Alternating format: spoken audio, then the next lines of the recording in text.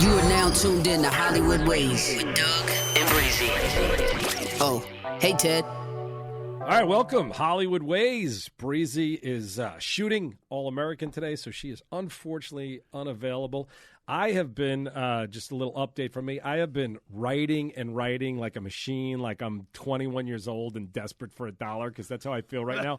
I'm actually really excited. I got this show that we're going to independently finance. I got producer Ted Foxman here who's going to put in a couple of shekels, and I'm going to do the same. So I'm just really pumped because we're going to do it the old independent way, the way I've done things in the past, without waiting for anybody to give us what their opinions are, and we're just going to go do it. So script will be done this week, and we'll have some updates on that, so I'm excited. But today, special guest, close friend of mine, and a Jewish bodybuilder for Hanukkah. I mean, what could be better than that?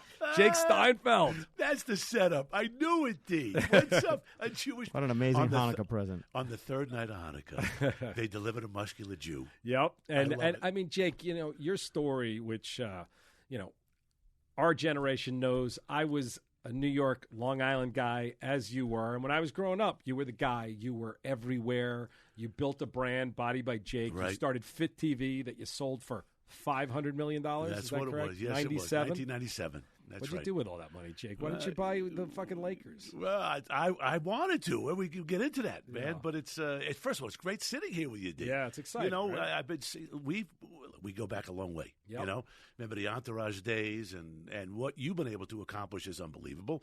But I love what you're doing. The thing, like you opened up the show by saying, this is what I'm doing. I am not going to wait for somebody to finance me. I'm not going to pitch this idea to someone who's going to tell me no. Look, I've always been a big believer in the world lets you be what you make them believe you are. Mm-hmm. Producer Ted knows. He's shaking his head up and down. Yeah. You take control of your own destiny. And I think that's what life's about. You talk about this on your show, every podcast, the different guests that you have. A lot of people overcome adversity. Everybody does. You know, everyone has something. I was an overweight kid. I had a bad stutter growing up. You know, my dad bought me a set of weights at 13. It changed my life. Weights, and we're talking 1975? I'm talking, I was 13, so it was my bar mitzvah in 1971. So if everyone can imagine, there's no gyms. There's not a lot of weights around, even in professional athletics. This is not a big thing. Listen, I'm talking about that we sent away to York Barbell in the back of it wasn't even Muscle and Fitness. It was a muscular development, it was called, right? And in the back of the magazine, you could send away for weights and a T-shirt too, a York Barbell T-shirt in York, Pennsylvania. Now, I'm a Jewish kid, you know, in Baldwin, Long Island. You know, you're a Merrick guy, and not a lot of Jewish kids are working out. And I just, you know what it was one of those moments. And I'm a big believer, like we talk about, life's about moments. And this was, and we all have moments, some great, some not so great. And I'll never forget the moment. I'm downstairs. I'm in the basement. I'm the oldest of 4 kids, so I'm the oldest. You live in the basement. You know, let me give you a little visual. I had my black light posters, you know, all over the walls. I had my Jimi Hendrix on one wall, Alice Cooper on the other. And I had my black light netting, you know, the netting. And I would sit and, you know, listen to Jimi Hendrix, and then I'd listen to Alice Cooper. And I was never a big student. And it was like, you know, my father kind of saw this, and one moment that happened in the summertime, my dad called me outside into our backyard, and he had set up this weight bench. And he said, come on, let's do some bench pressing. I kind of looked down at my Twinkies, and I said, you know, this is really not for me, Dad. And he was a guy that would ask you to do something once, and that was the end of it. And Meaning you did it? Or No, or I he never wouldn't did bother you again? He would never bother me again. Right. And he either saw if it stuck or not. It either stuck or it didn't, and he gave it the shot, and the weights sat there for the rest of the summer. At the end of the summer, he said, bring the weights inside. As I was saying, I lived in the basement, so off to the left of my bedroom. You're like Harry Potter. Was a little bit much. Well, fatter at the time, and no glasses, and an afro. But that's besides the point. I'll get to that in a second. And to the left of my bedroom was the laundry room. So I put the weight bench in there, and that was the end of it. Here we are this one night. I'm doing social studies homework. I was never a student. I'm highlighting every single thing. I don't know what I'm doing. And I start sort of daydreaming like I've always done. I'm looking out the window, and for some reason I look to the left, and there's that Easy Curl bar. It was it's a bent bar to do bicep curls with that my father had bought. I had seen it every night, D. But this night I got up, I walked into the laundry room, I picked up the weights, I walked into my bedroom, and I had this mirror behind my bedroom door, and I had this ottoman. So I took the mirror, put it on top of my ottoman. I also love to listen to Frank Sinatra as I did it my way. And at the end of Frank's album, there's like this 20 seconds of wild applause for Frank. So I queued up the record to the applause for Frank Sinatra. I put on my headset, my cans, right? I'm looking in the mirror. I had my underpants on, right? My stomach hanging over my underpants. I'm looking in the mirror, and I start doing my bicep curls, visualizing 50,000 screaming fans at Madison Square Garden. And that was where the sickness began. But screaming for what? You were for into me. bodybuilding, No, though? for me. I just thought. I was reading the magazines. I wasn't even a bodybuilder, but I saw myself as Mr. America. That's what I wanted to be. Mm-hmm. Whatever. I'm 13. And all I talked about was I'm going to become Mr. America. And just because of this magazine and because your father got you this weight, you didn't even ask for him. I didn't even ask for him. You know, it's interesting because, what we're going to get into and talk about, which this business, when you do it fully, it's very entrepreneurial. And if you really want to succeed, almost everything you do is a startup. And Jake, who now owns the Professional Lacrosse League. I founded Major League Lacrosse, Major League Lacrosse. And, okay, so there's two of them. So Major League Lacrosse you own. You've got massive amounts of business interests and things, which all started, which is what I find fascinating. And one of the things I just want to jump back for a second because, when I say I don't write a lot of stuff, it's because the idea of dealing with all of the people that I'm going to have to hear with. So Jake's story, from the moment we became friends, I knew there was a show about this, which That's they kind of have it now. They kind of took it, which is with a female. But Jake was essentially, you were the first personal trainer, I did possibly in the country. I was the first guy that did personal fitness training and made it an occupation. And as you say, as an entrepreneur, D, look, I didn't know. I went to college upstate New York. You know Cornell University? Yeah, I went to Cortland down the street. Right. As you know, where it snows every day.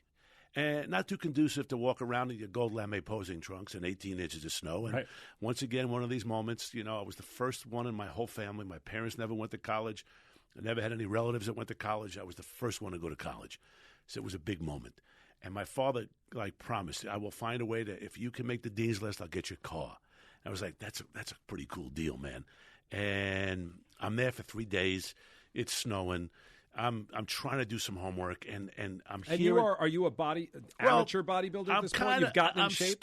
I'm starting. So you're no longer the fat kid. out. No, not the fat kid. No, I'm training now, right? Mm-hmm. I'm training. I brought my, I had my trunk with me, and I had my protein powder that you would mix with water, right? There was protein powders that were actually on the market? There was protein powder that was like chalk. I mean, you mixed it with water and raw eggs, and it was cement. It was before. It was literally that.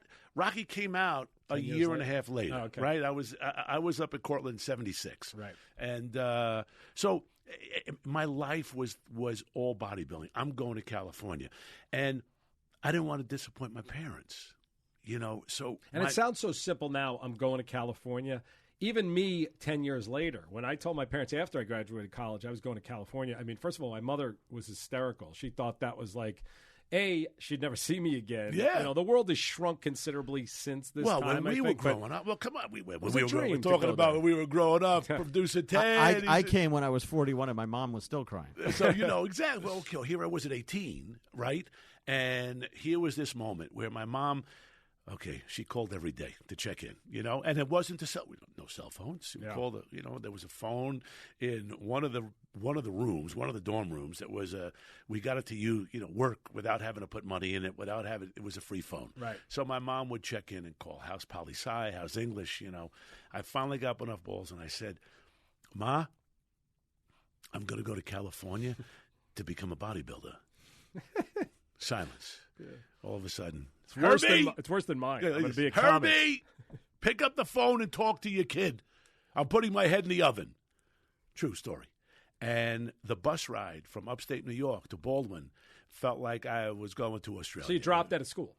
I retired after 90 days. Right. I served 90 days. I was married for 90 days. So here we go, 90 days. Get it out quick. We're done. I got it. I understood it. I accomplished. Okay, that's college. Right. I could do this. Right. I'm on to the next deal. And I made the move here. And it's very interesting that we're talking about this because I have 4 kids. Now you know my kids, Dee. You know my wife, Tracy. We're married December 11th. It'll be 33 years. Congrats. I talk to my kids about life's about moments, and my daughter just moved to the UK. And I remember when I came to L.A., for the first 8 or 9 months, I couldn't meet a person. I was... Like in New York, I knew a lot of people, man. I was rocking and rolling, and here I was in L.A. I couldn't meet a soul. It was a strange. I mean, I remember I had an apartment because my parents had a friend who said, "Oh, Northridge, which is in the Valley, right? You should live there. It's very terrific." So I got an apartment in Northridge. Actually, it was a dorm that I went to at Cal State Northridge. I watched the Yankees. And the Yankee World Series, 77. Yep. 76, 77. Yep, Dodgers, right? I think. Yanks, Dodgers, right? And Reggie hit 3 home runs. On a black and white television. And like a girl knocked on my door, like asking for butter. And I said, I don't have any. Okay? I mean, that's how fucked up I was. I couldn't meet a person. I couldn't. It's so funny because I don't think people can understand this now. With social media, with Facebook, you can't enter a place as a stranger. When I got to L.A., it was the same thing. I knew my wife-to-be who went back to college, and I knew nobody. And I didn't know where to go or who to talk to. So what's your first move to kind of try to proceed? Well, listen. I mean, I used to go from Northridge to World Gym, okay? Now, that's a far trip. To Venice. Now, here's a little story. Joe Gold, who founded Gold's Gym, the world-famous Gold, sold his name to a guy named Ken Sprague, and he could not use his own name. So he opened up World Gym on Main Street, 2nd floor, right? And this is where all the dinosaurs, I say, still roam the earth. Arnold, Louis, all these guys worked out there. Joe, no girls. For the younger crowd, we're talking Schwarzenegger, right. Lou Ferrigno, who became the Incredible Hulk. Right, exactly. And Joe Gold would not allow women in the gym and no music. Right? And if you dropped a weight or you spit, he was giving you money back. I mean, it was a scene and a half. Right. And I'm looking, and I'm here. I left a girlfriend. I left my friends. I left my family. My grandma, who was my biggest fan in the world, was, she was the one that I wish she was here today, Dee, because she didn't see any of this. Well, hopefully she does, but, she was the one who was on my side the whole time. As a bodybuilder. I couldn't be on your side for that. She was the one who would always say, you got to do what you go after your dreams. And to the point where she called me when I was back up at school. Let me cut back for a second. She said, I have a surprise for you, darling. And I said, what is it? She says, I want you to come to New York City, and we're going to see a movie. I said, okay, great. Yeah, and I got on a bus, got to New York City. I had never been to a screening of a movie before. Screening, D, this is what you do, right? This is the world we live in today. You go to screenings, and you're with the cast and the crew.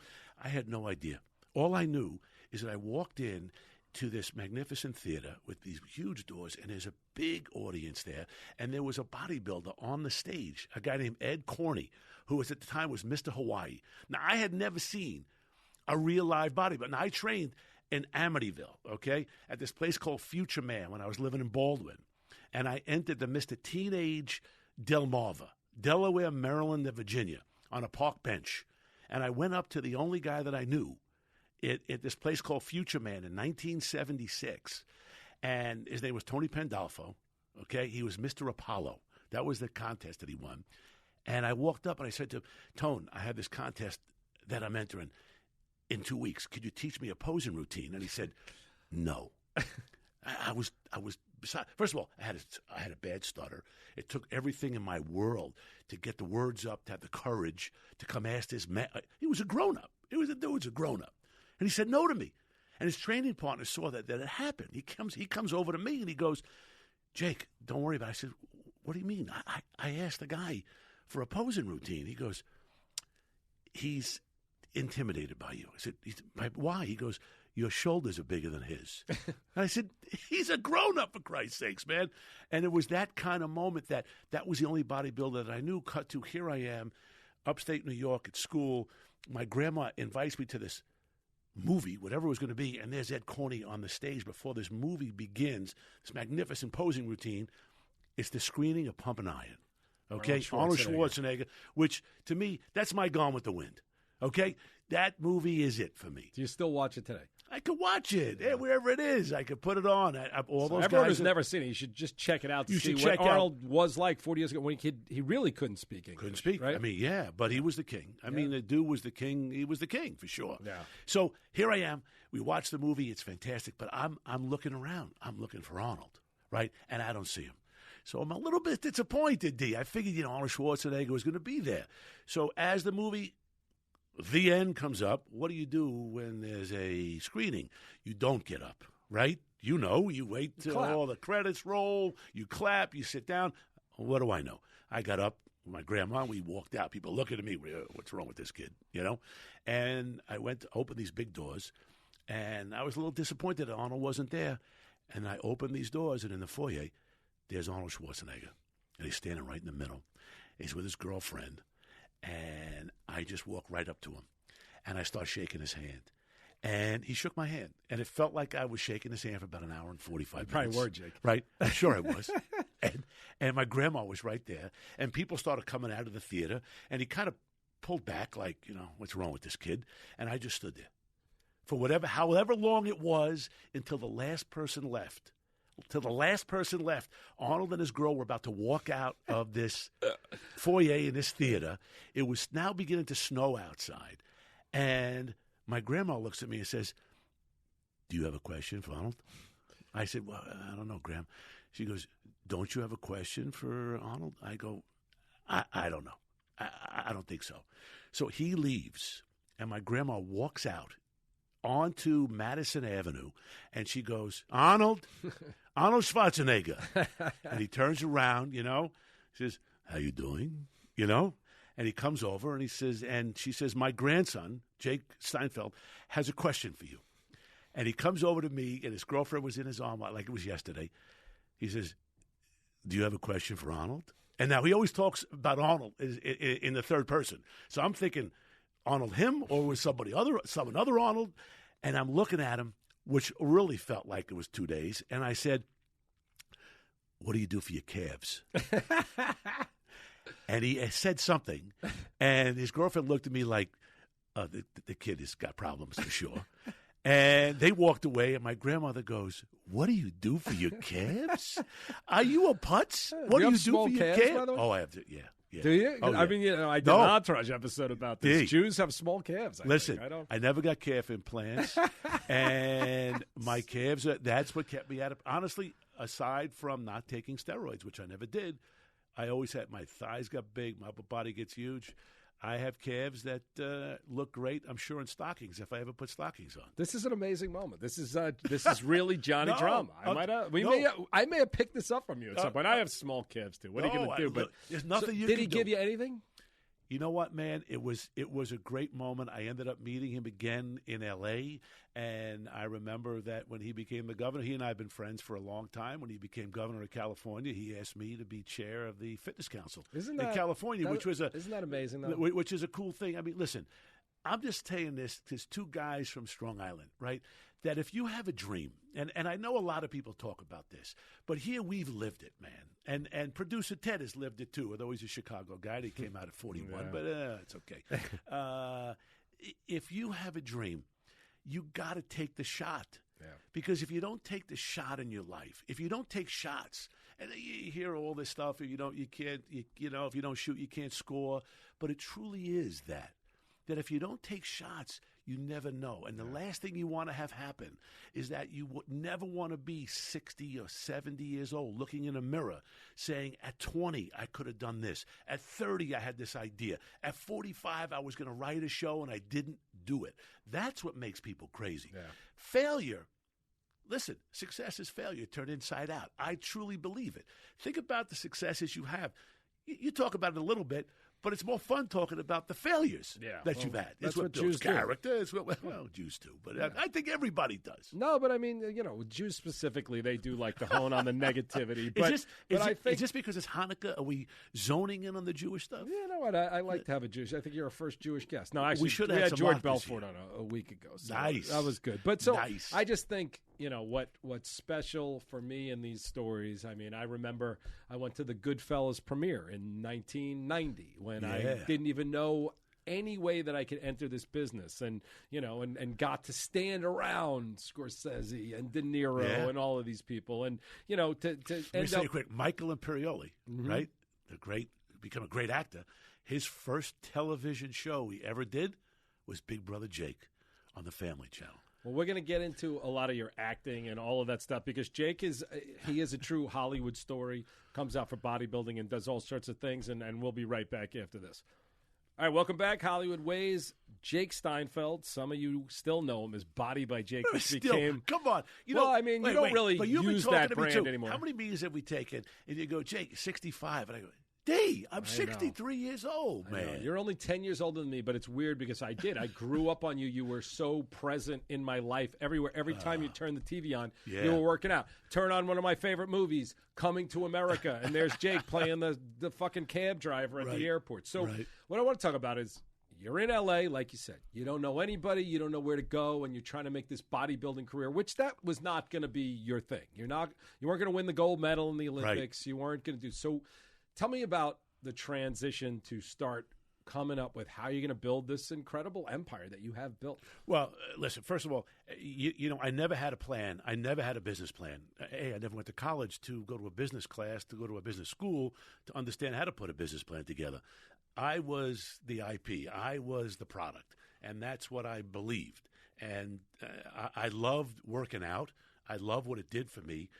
I had a moment, once again, we talked in the earliest segment about life's about moments. I had to make a decision.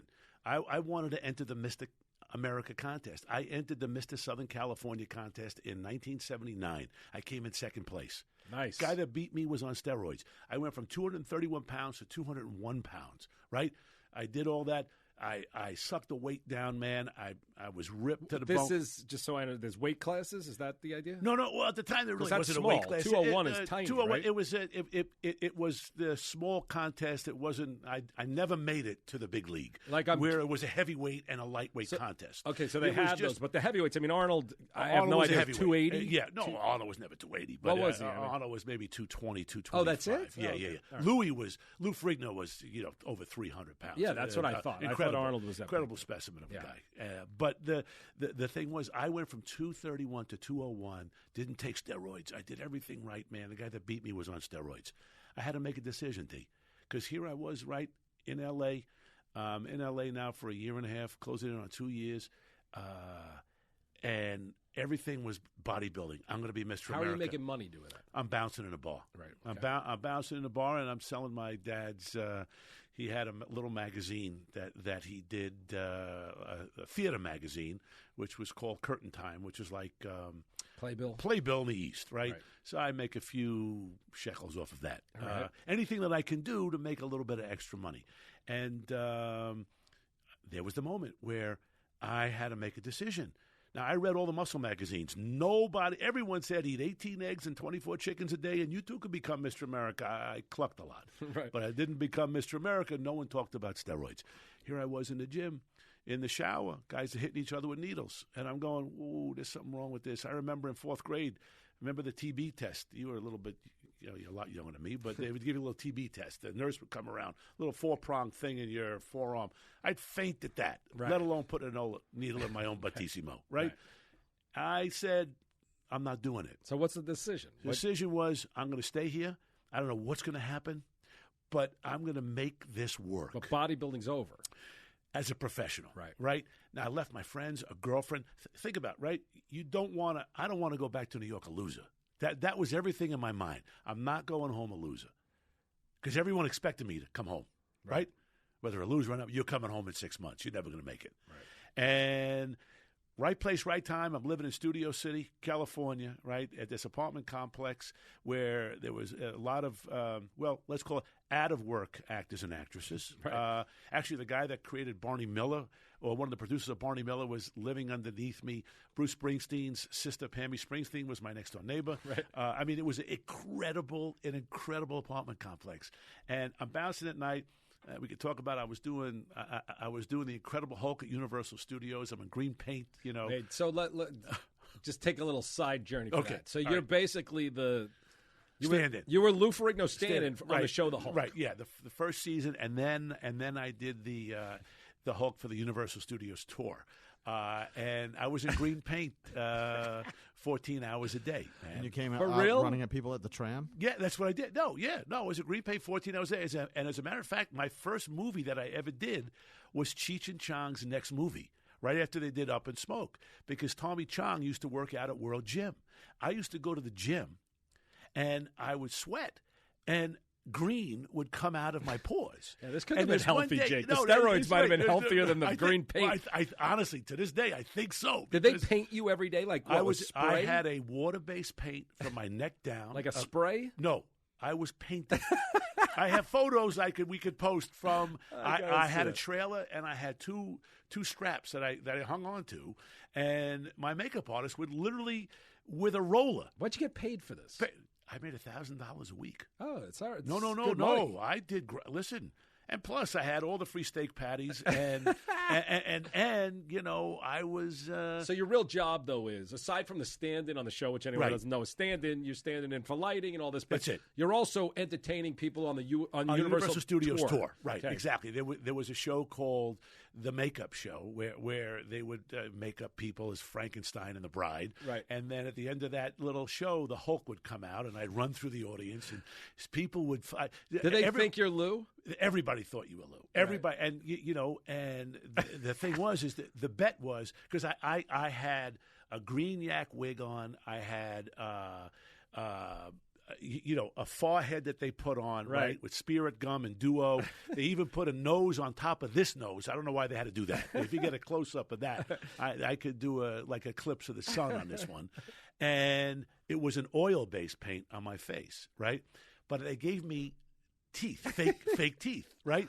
So, and all I had to do, because it was, the growl was piped in, there were no lines, so I would just, you know, go like this. You know, you flex your traps, you walk around, right? You look for pretty girls, and that was the deal.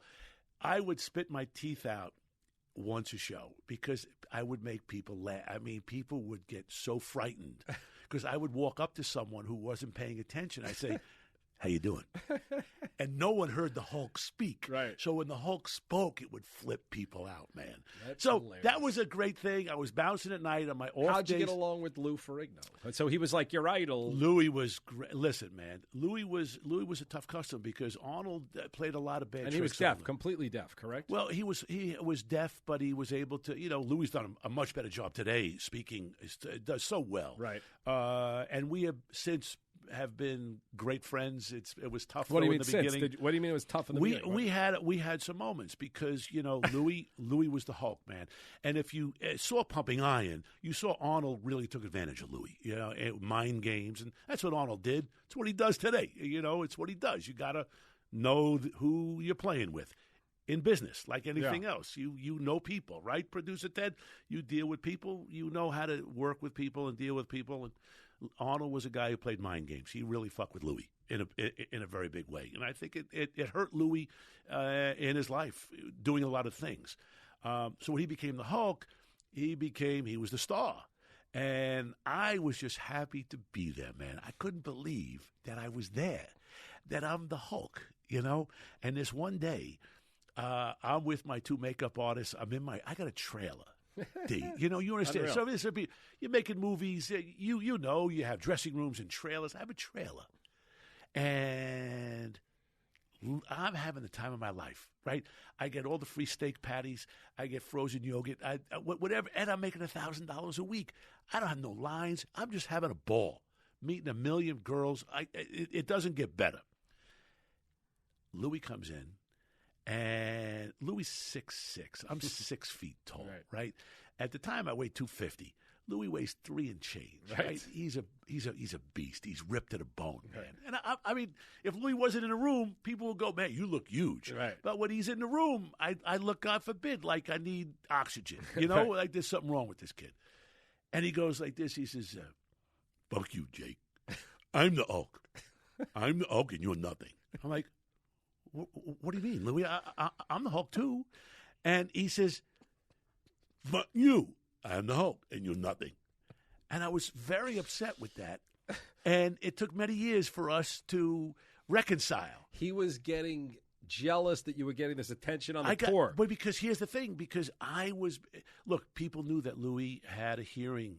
You know, he had a hearing impediment. So you were like the Hulk with personality. So I went out when the trams would come around. I would walk out, man, and I'd wave to people. And they were so excited, and they would people would sign because they thought I didn't know. Listen, no, I'm Jake, man. No, I'm Jake. No, we understand, Louis. We understand. You know, it's like talking to somebody who if from a foreign country. If you talk louder and slower, you think they're going to understand. Right. And it was insane. What did he want you to do, and how did you rectify this situation? You know, it took many years. Yeah. It took many years for us to rectify it, but Louis is great, and I love him, and he's done great things, and it's just a sweet guy. And listen, for me to even be talking like this to you about the guy who I had hanging up on my wall, right, at Cortland State along with Arnold and these guys, this is the greatest thing about this country, man. Yeah. That you get an opportunity if you take the shot. And so let me cut to the question you're asking. How did it really happen? It's an off day. I'm not doing the Hulk. I'm not bouncing in a bar. I'm sitting out what every good musclehead does. I'm catching rays, right? I'm at my apartment complex in Studio City, and this actress had come over who I had seen a bunch of times, and she says, "Can I ask you a question?" I said, "Yeah, sure." She says, I've got this Club Med commercial that I've got to do. I've got 6 weeks. I've got to get in shape. Now, Dee, she looked great. She just, I could tell, she had to wear a bikini. She said she needed the confidence and self-esteem to wear a bikini in front of Dee Ellen and 50 other people on a crew. And I said, yeah, I'm happy to help you. She goes, look, I like you, but I don't want to look like you. So this was 1979, the top of 1980. Jane Fonda had just come on the scene doing all the high-impact aerobic shows, her exercise video. All this stuff was just, fitness was just, you have no idea, right? It didn't exist, really, right? This did not exist. And she said, would you mind coming to my boyfriend's house to do a workout over there? And I said, yeah, of course. She goes, I like you, but I don't want to look like you. I don't want to be a bodybuilder. So I said, okay. She says, how much is it going to cost? I go, for me to come to your house? I don't know. Give me gas money. For my 1977 white Camaro, I had Jake 77 on the license plate. It was my lacrosse number. I always kept a very low profile. It's very important. Entrepreneurs keep a low profile. And she gave me the address, and I came up with this 30-minute workout using a broomstick, a towel, and a chair. The towel for resistance training. The chair was for push-ups and dips, right? And the broomstick was for twisting for abdominal work, right? I figured she doesn't want to get muscles. Women were very intimidated by using weights back in the day. They thought they were going to get big muscles. So I had a 30-minute workout. I love working out. I love the gym, but I never hung out in the gym. Right. I did my workout. I got out. So I figured, here's a 30-minute routine. I went to her boyfriend's house, knocked on the door. If you weren't on the cover of Musclehead Digest, I didn't know who you were. And guy answers the door. Turns out to be Francis Ford Coppola. And I just looked at him. I thought, this guy could use a workout too. And they started going to parties, and they started saying, people started saying, a gal named Sandy said, you look great. What are you doing? This guy Jake comes to my house. He's got a broomstick, a towel, and a chair. It's a 30-minute workout. He's pretty funny. He eats too much. They had a great fridge, man, and I had no money. And I would sit and eat the chicken, whatever was in the fridge, any kind of protein I would eat. And got to remember, brother, there was no cell phones. Mm-hmm. There was no cell phones. And you have to remember, too, I'm sure you did the same thing or didn't. When you moved from New York to California, wherever you went to, you had to list your phone number in a phone book, right? Which is I never did. Because my mom wasn't with me, And it was the best thing I never did. Because, as you know, in this town, if people want to get a hold of you and they can't, they seem to want you more. And it became this mystique of, who is this guy? You got to get him. And all of a sudden, I'm getting phone calls in my one-bedroom apartment on my little answering machine. Remember those answering machines, right? With the little the little beeper. It would boop, and the tape recorder would play back, and messages would come. Steven Spielberg, Harrison Ford, Priscilla Presley, Bette Midler, Warren Beatty, Barbra Streisand. I'm like, what? And I will say this to you. I mention the names, not just to show off a little bit, but I learned the greatest lesson of my life. They're no different than us. The only difference is they had a dream, and they never quit on their dream and never took no for an answer. And I live with these people. I traveled with them. I trained Harrison for Temple of Doom with Spielberg and all these great guys. And the greatest lessons that I learned were just by hanging. And with all due respect, look, I have 4 kids. They all went to college. 2 are still in college.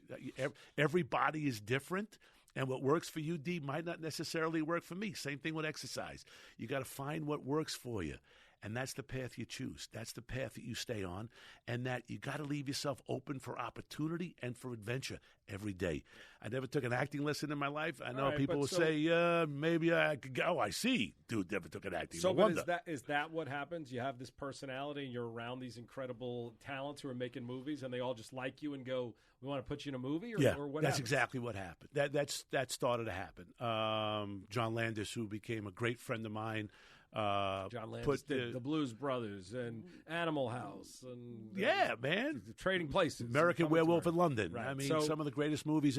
Put me in a film called Into the Night. So he just says, "Jake, I think you should be in this movie." He goes, and he says, and by the way, he has always stated to this day, he says, "Jake, you fucked up your whole career by doing the fitness thing. Right? You should have stayed. You should have been an actor. Exactly. Right. That's and he's always said that to me. Right. But all that, it's just the opportunities that were in front of me, and then I started feeling opportunities that I can create on my own, just from the people that I were hanging around with and seeing what they were doing and saying, I'm going to take a shot at doing this.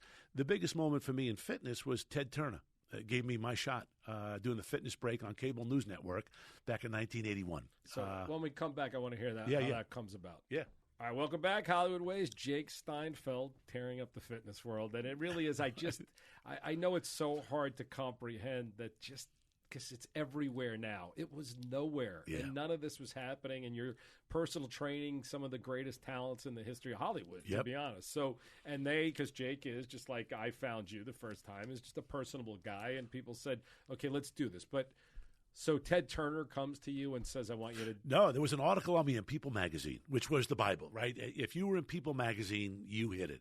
And the article was when Jake Barks, Spielberg, Ford, at the time Terry Garr was training her for Tootsie, a movie called Tootsie. Little comedy, one of the greats ever. Right. But I need to understand, are you hiring a publicist, or is this just happening? How are these articles getting out? Great. And that's a great question, man. You know, no one has ever asked that question to me. A publicist came to me, and this was in 1980, and this just all started to happen, and said, you know, I'm hearing your name everywhere. And it was Jake, get this guy Jake. She says, what's the name of your company? Because I think we could do things. Oh, my company. I said, Body by Jake. Truly, right? And I trademarked Body by Jake.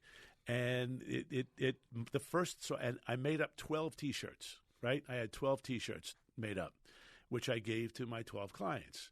And on the front, it said Body by Jake. And on the back, it said the Steinfeld method. Right. Okay? Right. I gave the shirt to Steven Spielberg, who I call Wheels, right? And I said, Wheels, I got a shirt for you, man. He said, it's really cool. Body by Jake. Well, that's a brand. That's got a real ring to it. Then he turned the shirt over. It said, he goes, the Steinfeld method? He goes, are you a gynecologist? He says, get rid of this. He goes, the methods are fads. Fads come and go.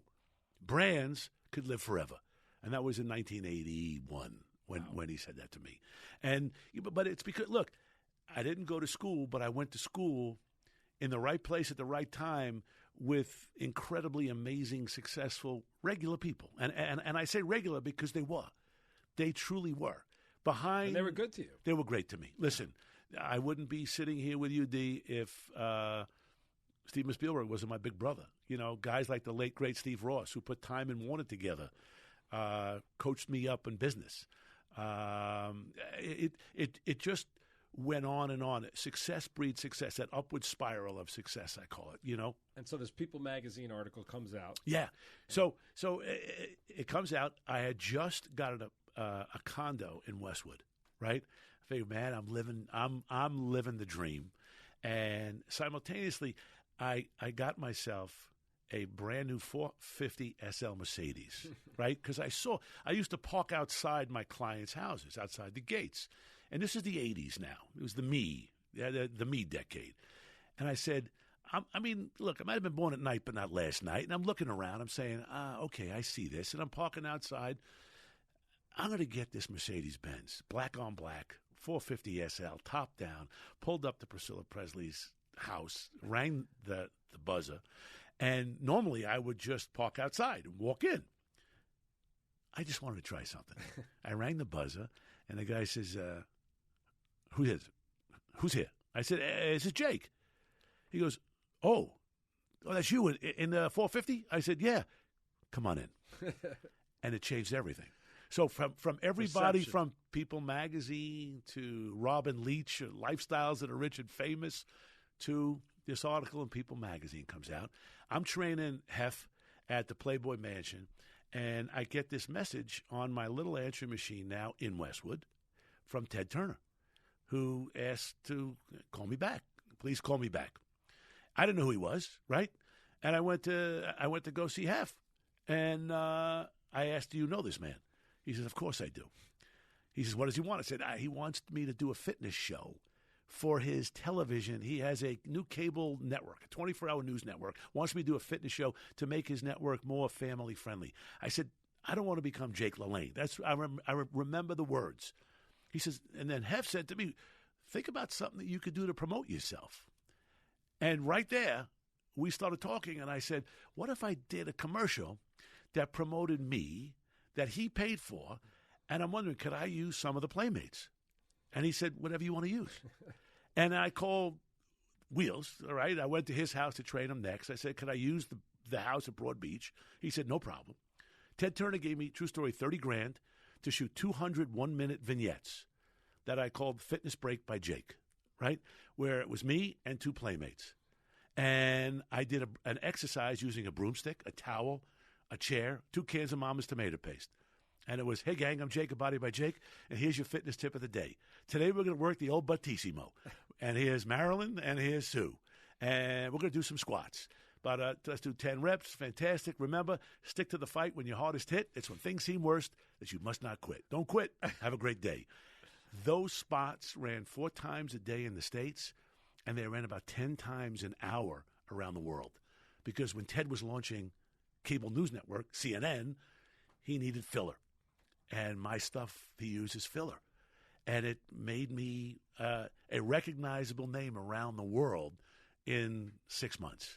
I mean, it's so crazy, Jake. You're this fat kid with a stutter. You're such a natural salesman, business-minded guy.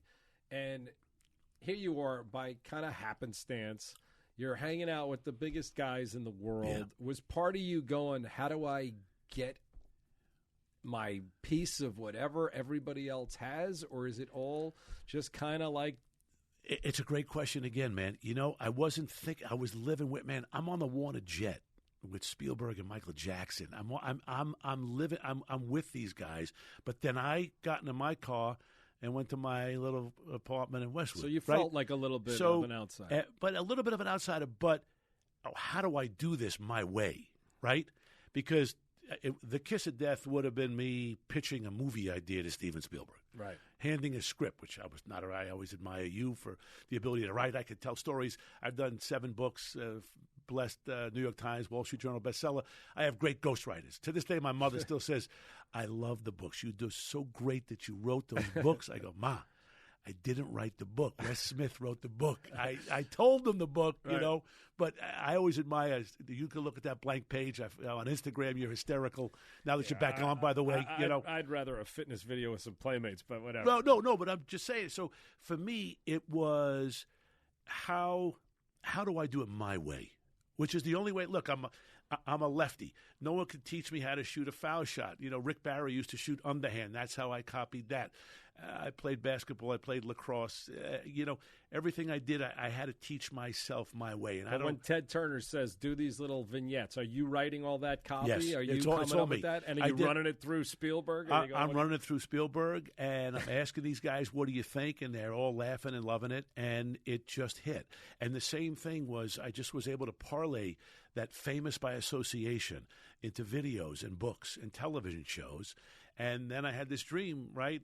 I was doing a Body by Jake television show, and I said, Ted became a mentor and a friend to me. I hosted the first ACE Awards, which was the Emmys for cable, right?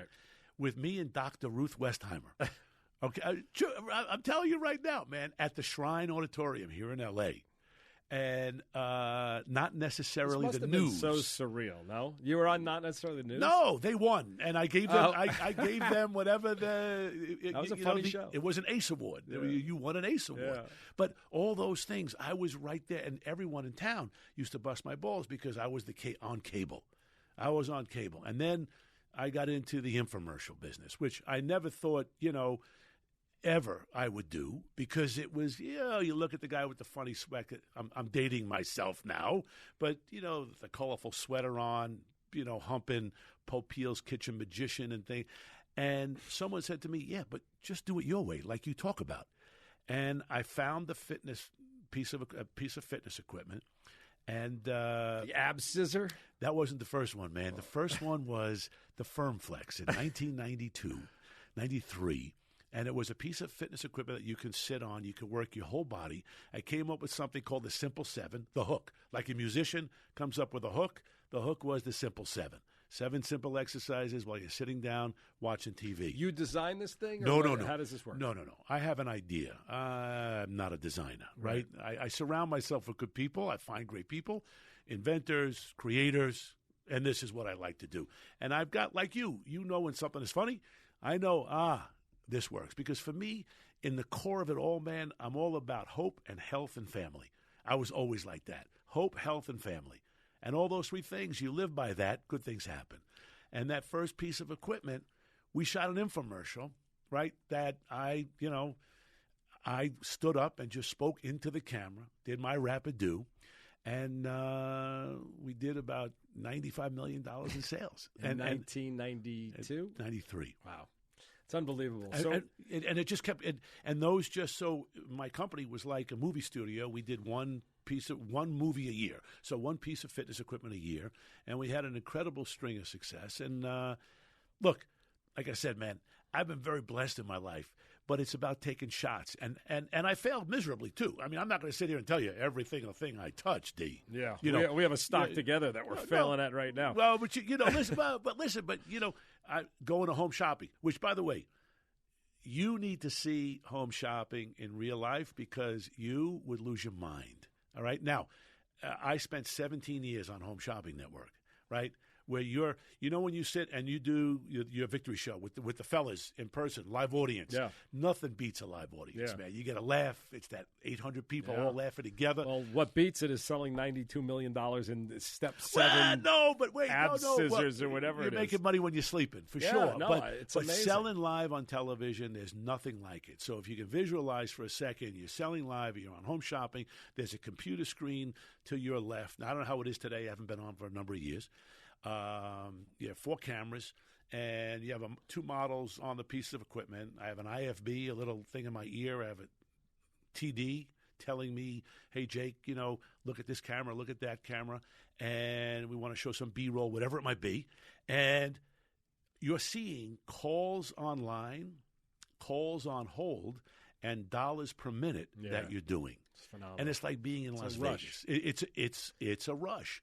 And so my question, though, is you're surrounded by these world beaters who look at you as their trainer. Right. Yep. Then all of a sudden you're making more money, not than Spielberg, but than a lot of them. Right. And does that change the relationship? Absolutely does. 1988, I woke up one morning and I said, this is the last time I'm going to train somebody. So, I've always gone on my gut, D. Like I said, we never put a business plan together about anything. I've gone on my gut with everything. I bet on people. I bet on relationships. I bet on myself. And I woke up in 88 when you kept talking throughout this whole time about you were the first guy to do personal fitness training and made it an occupation. Yes, more and more people were coming in. And I just felt like, now it's time to make the move, time to do something new, or you become stagnant or you become just like everybody else. So I stopped. I left the personal training world and stayed body. Look, I'm always body by Jake. No matter where I go, you're still body by Jake. But I wanted to do new things. So that's where the idea of doing my own television network. I saw Ted, saw what he did with Headline News. I said, I can do this as a 24-hour fitness television network. By the way, no background in it. I said, I'm going to take the shot. I'll get the right people around me. And I still say, like we opened the show up when you're talking about writing your show, the world lets you be what you make them believe you are. The world lets you be what you make them believe you are. You say it enough times, it's going to come true. It's going to happen. You might not win, but it's going to happen. And I launched Fit TV in 1992 and sold it to Rupert Murdoch in 1997. It changed my life. Basketball was a big thing for me, and I wanted to buy an NBA team. But I want to know how your friends reacted to that. Oh, they were great. Listen, I hung around with some big dogs, and they were all so supportive. Oh, that's great. And still to this day, love to say I gave Jake a start. Which I love to hear. We have a mutual friend, Colleen Camp. We didn't mention Colleen. A great actress, an incredible producer, the Oscar whisperer, she calls herself today. Mm-hmm. But she was truly, truly ground zero for me. Ground zero. And there's so many great people that... And Colleen was on Entourage, and Colleen was also, Apocalypse Now and Clue. And exactly. And I wouldn't be here today if it wasn't for a lot of people who really did me right, And that's what you got to live by is I got dealt right by so many people that all I love to do is help younger people now who are coming up in the industry and show support, whether it's for my buddy D, you, and whatever I can do. It makes it so much more fun. Yeah. I asked a question to my friend Steven Spielberg a long time ago, man. When I had enough courage, one of the first times I went to his house, and I said, what's it like to be rich? And I thought for sure it was like, so you don't have a car payment, you don't have a rent payment. He goes, Jake, it's having the ability to do what you want, when you want, with who you want, how you want, anytime you want. And that to me, it was 1981 when he told me those words. It resonates to this day. Yeah. I think it's all about getting to a place where you can have your creative freedom to do your outlets. You're going to do a podcast. You've recorded a few. I don't know. They're like the hidden files because we did and you a while ago. Maybe we'll break them out. But, it's just, as I said, you're a great Hollywood story, an unlikely story, and really about perseverance and starting in something. So it was great. Don't quit, man. Yeah. Listen. And the words "don't quit." And you got a product still. Right now we got a big product. Yeah, man. We're I was cut from my 8th grade basketball team. You know those moments, man. And I was given a poem called "Don't Quit." A friend gave it to me just out of the clear blue, and I was hardly a poet. And for some reason, once again, life's about moments. I kept that poem.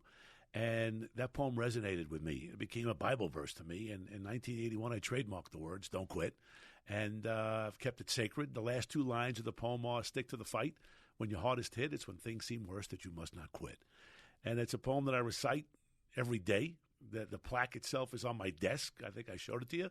And if you live by those words and live by the fact that you get up every morning and enjoy every moment, good, bad, or indifferent, you're breathing, you're up, you're rocking and rolling, you take the shot, don't waste a minute. You can make money, D. You can lose money, you make it again, but you can never, ever get time back. That's a good point. Jake's up, by the way, 4:30 in the morning when I text him. Baby. I'm sitting in bed trying to sleep. He's already worked out. Banging the iron around, hours. So I love it. And everybody, check out this Don't Quit. Don't Quit. Is a great, I have one every day. It's Don't Quit Max. No sugar added. 33 grams with of a lot of protein. And 26 vitamins and minerals, 1 gram of sugar. That's why I've got more muscles than Jake now. So you Jake, do. Looking huge, baby.